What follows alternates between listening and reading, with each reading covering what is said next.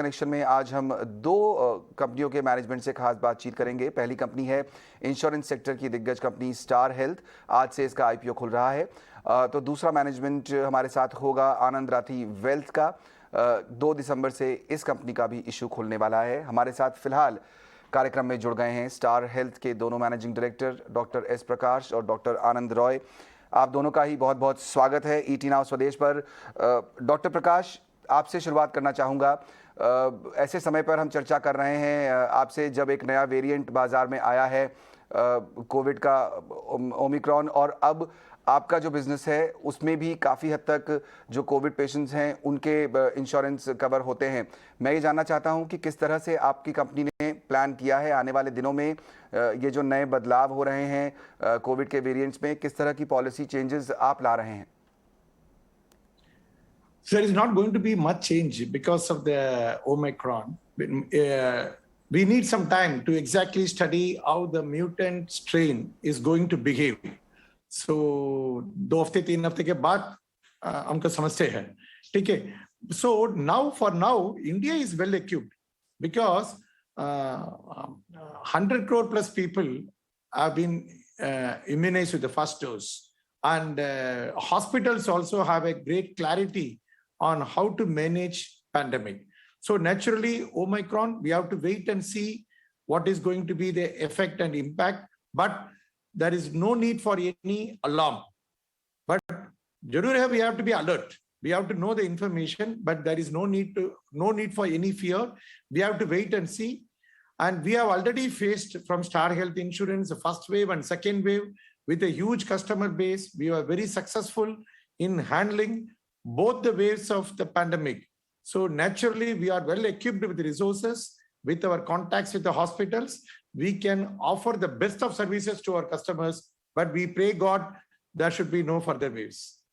बिल्कुल यही उम्मीद हम सब भी कर रहे हैं कि ज़्यादा इससे कोई दिक्कत ना हो आने वाले दिनों में किसी को भी। मिस्टर रॉय, आपसे जानना चाहेंगे, कंपनी आपकी एक लीडिंग प्लेयर है इंश्योरेंस मार्केट में, बेस काफ़ी मजबूत है आपका, लेकिन ऑपरेटिंग खर्च जो है, एक्सपेंसेस जो हैं, वो इंडस्ट्री के कंपैरिजन में ज़्यादा हैं। ऐसा क्यों है और क्या करने वाले हैं आप इसको एड्रेस करने के लिए? धन्यवाद, thank you for having us on आपके चैनल पे। जैसे आपने बताया, स्टार हेल्थ कंपनी इंडिया की लीडिंग हेल्थ इंश्योरेंस कंपनी है। हमारे 30% से ज्यादा मार्केट शेयर है रिटेल हेल्थ इंश्योरेंस में, जहां पे हमारा फोकस है। कंपनी का ऑपरेटिंग मार्जिन, जो ऑपरेटिंग एक्सपेंसेस जो आपने बताया, एक्चुअली हमारा ऑपरेटिंग एक्सपेंस बाकी के कंपैरिजन में काफी कम है, और हमने पिछले 3-4 साल 5 सालों में हमने कंसिस्टेंटली इसको कम करते हुए दिखाया है। हमारा ट्रेजेक्टरी भी काफी पॉजिटिव है, मतलब ये ऑपेक्स कम होता जा रहा है हर सालों साल, क्योंकि कंपनी, जैसे आपने बताया, काफी बड़ी कंपनी है। हमारे 800 के आसपास 770 ब्रांचेस हैं, 15,000 एम्प्लॉइज हैं, 5 लाख एडवाइजर्स हैं। तो स्केल के बेनिफिट आज कंपनी ले पा रही है। बिजनेस बढ़ रहा है लेकिन ऑपेक्स इतना बढ़ नहीं रहा है, सो ऑपेक्स एक्सपेंसेस कम होते जा रहे हैं प्रोपोर्शनेटली। ओके मिस्टर रॉय, जाहिर तौर पर कोविड की वजह से क्लेम्स काफ़ी ज़्यादा बढ़े होंगे और मुनाफे पर भी उसका असर पड़ा होगा। आपको क्या लगता है ये जो सिचुएशन है ये कब तक नॉर्मलाइज हो जाएगी आने वाले दिनों में? देखिए, ये जो पैंडेमिक है, वंस इन 100 ईयर इवेंट है। इसके लिए तो किसी ने कुछ प्लान नहीं किया था, और हेल्थ इंश्योरेंस कंपनी जैसे स्टार हेल्थ जैसी कंपनी एकदम फोर्थ फ्रंट में थी इस पैंडेमिक के।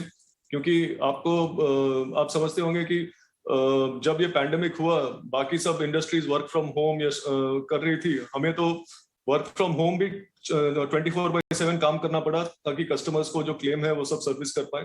तो हमारी कंपनी, हमें पूरी उम्मीद है कि आगे चलते हुए, क्योंकि इंडिया के ज्यादातर पॉपुलेशन अभी धीरे धीरे करके वैक्सीनेटेड होते जा रहे हैं, तो ये थर्ड वेव या फोर्थ वेव इंडिया में हो सकता है इतना बड़ा इम्पैक्ट ना करे।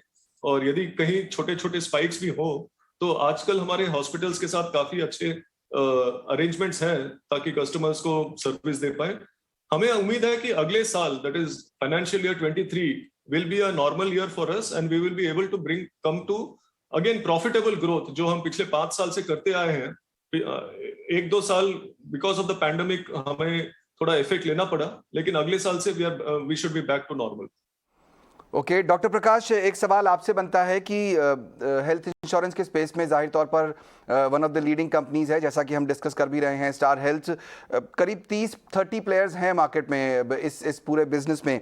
आपको लगता है कि आने वाले दिनों में जो प्राइसिंग है उसको लेकर कंपटीशन बढ़ेगा, प्राइस वॉर जैसी सिचुएशन आएगी, और आपकी कंपनी कैसे डील करेगी उससे? See, हिंदुस्तान में स्टार बीमा पहली एकलौती स्टैंड अलोन स्वास्थ्य बीमा कंपनी है. So, with 14 years of experience and handling more than 70 lakh plus claims, we definitely have a good view of how we can handle claims, how we can manage any of these pandemics, and how we can price a product. The product that we price, we look at India as a mass. So we want more and more middle class people to come forward and take our products. We also have products for the very high end people and for products for people in the villages and rural areas. So we have products for all ages and we have priced it very appropriately. And when the right time comes, the product, the loss ratio for a particular product, when it crosses the threshold, we are allowed to go back to the regulator and revise the prices. But given our volume and strength, we don't do the revision of prices frequently. We do that only once in 3 or 4 years. We closely monitor the product pricing and we see that on a product wise, on a geographical area wise, we are profitable and we are moving towards growth along with profit.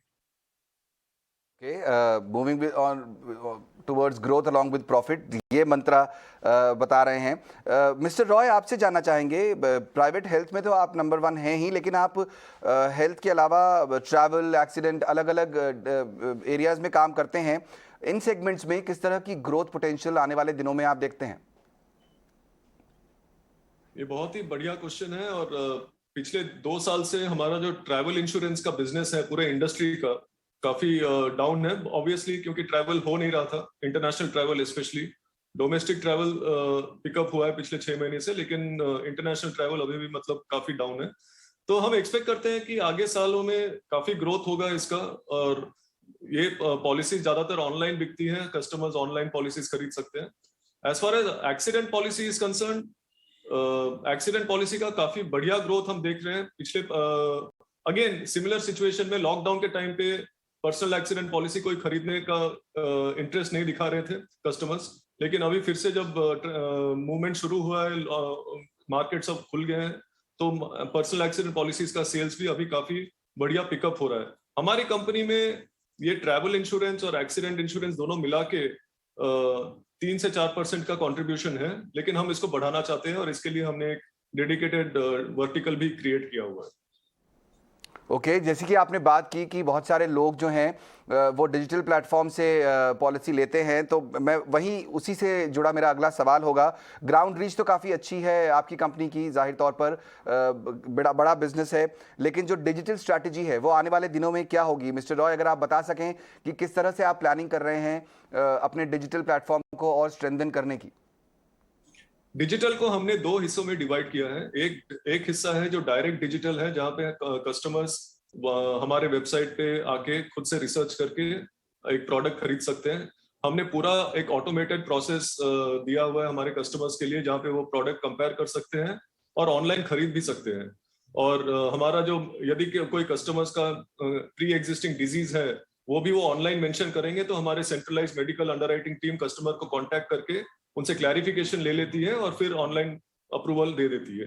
तो ये है online process. 3 से 4 minute में एक policy हम issue कर सकते हैं हमारे ऑनलाइन चैनल्स पे, और इस पे हम बहुत टेक्नोलॉजी के लिए और इम्प्रूवमेंट्स के लिए हम काफी पैसा खर्च कर रहे हैं और इसको काफी ग्रोथ देख भी पा रहे हैं, क्योंकि अभी ये पैंडेमिक के बाद बहुत सारे यंग कस्टमर्स आजकल ऑनलाइन पॉलिसीज खरीद रहे हैं। पहले टिपिकल कस्टमर्स थे 45-50 इयर्स के बाद हेल्थ इंश्योरेंस के बारे में सोचते थे, लेकिन आजकल काफी यंग मिलेनियल कस्टमर्स भी हेल्थ इंश्योरेंस पॉलिसीज खरीद रहे हैं online.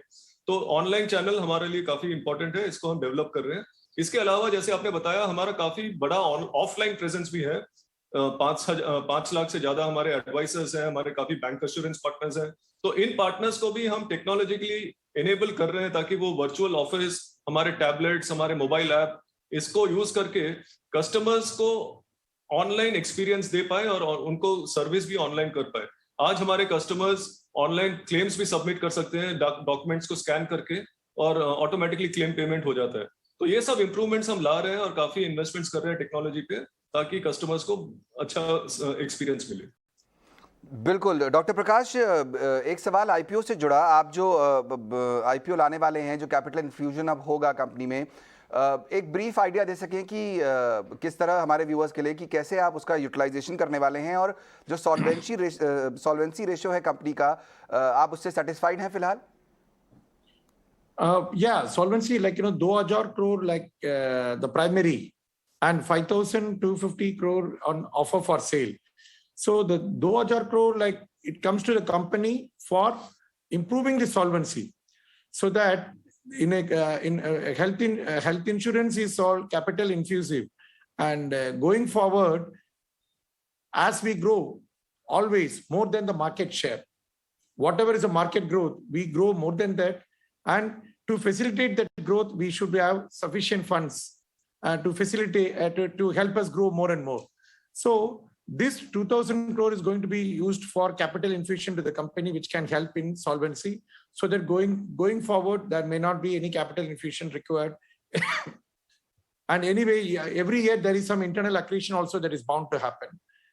So in this IPO, 2,000 crore goes to the company for solvency purpose, and 5,000 ka zyada crore to the existing investors who are trying to exit, because they are already with us for more than 5 to 7 years. Correct. Mister Roy, एक आखिरी सवाल आपसे जानना चाहूँगा। चूंकि आप IPO लेकर आ रहे हैं और हम अपने दर्शकों को बता रहे हैं कि आपकी आगे की योजनाएं क्या हैं, एक स्पेस होता है, होगा टियर 2 और टियर 3 सिटीज़। आप बड़े शहरों में आपकी प्रेजेंस काफ़ी अच्छी है।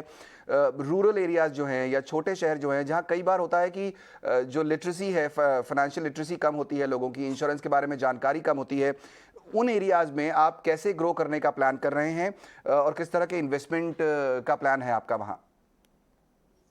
देखिए, ये बहुत ही इंपॉर्टेंट सवाल आपने पूछा, और ये हमारा स्ट्रैटेजी भी है।